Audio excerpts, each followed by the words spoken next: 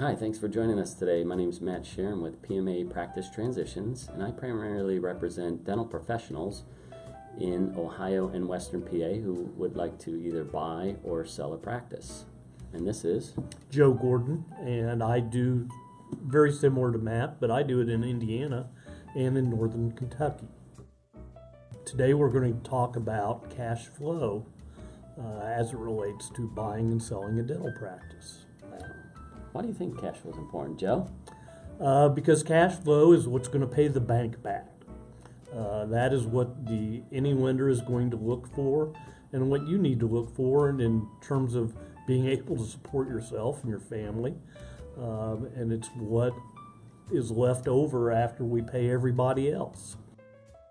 So we throw out that term cash flow kind of loosely. Everybody probably gets that, cash flow is money coming in, right? And you got to have money coming in to live and pay the bills. But I think we need to take maybe a little bit deeper dive into what is cash flow.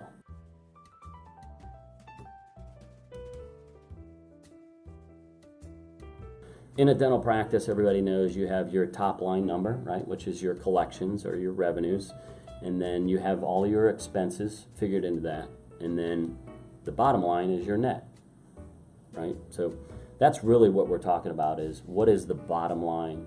Net sometimes is referred to as cash flow. Yes, it's going to be also net after we pay back any loans that we have, primarily with whatever institution lent you the money to buy the practice, and that's what we're really looking to see what's there. We've seen instances where buyers have said the practice cash flows, but unfortunately by cash flow there was nothing left over after paying the bank, which means you don't get to take anything home. That doesn't go over real well at the house. Right. And one thing you have to look at as a buyer when you look at cash flow is you have to understand, what are your personal needs? What do you need, not only to pay the bank back the loan, but you also have to be able to live on a daily basis, as you stated. So, what kind of student loan debt do I have? What kind of credit card debt do I have? Do I have a mortgage, and what does that look like, or rent and things like that? So at the end of the day, what happens is banks they're looking for a certain percentage of debt to cash flow ratio.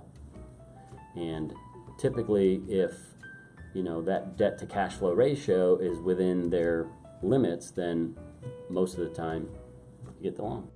And we look at the same thing as acquiring new equipment, new technology.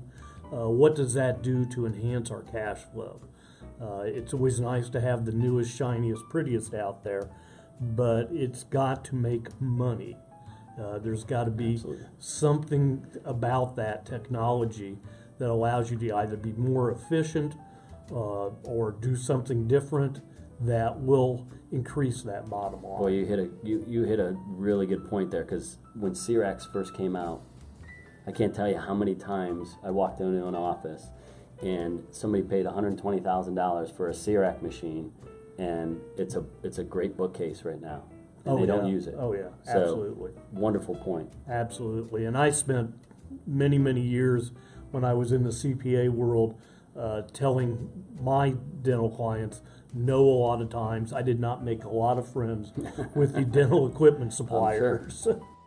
So you got to be smart as a seller, depending on how close you are to your retirement, right, and selling your practice. Obviously, you don't want to go out and buy a bunch of technology if you're looking to sell in the near future, which is, I would say, in less than a year. Now, if you're 3 to 5 years out, could be a return, as you stated, though you have to make sure that return is you've looked at it with your CPA or your financial advisor to make sure that, yes, there is a return on that investment, so that it is a good investment. And certainly that'll help you sell your practice down the road too. Absolutely, Matt. Cash flow is important. So that wraps up our segment on cash flow. We appreciate your time, and if you like us, give us a thumbs up, and we'd love if you would share it with your colleagues and friends. Thanks.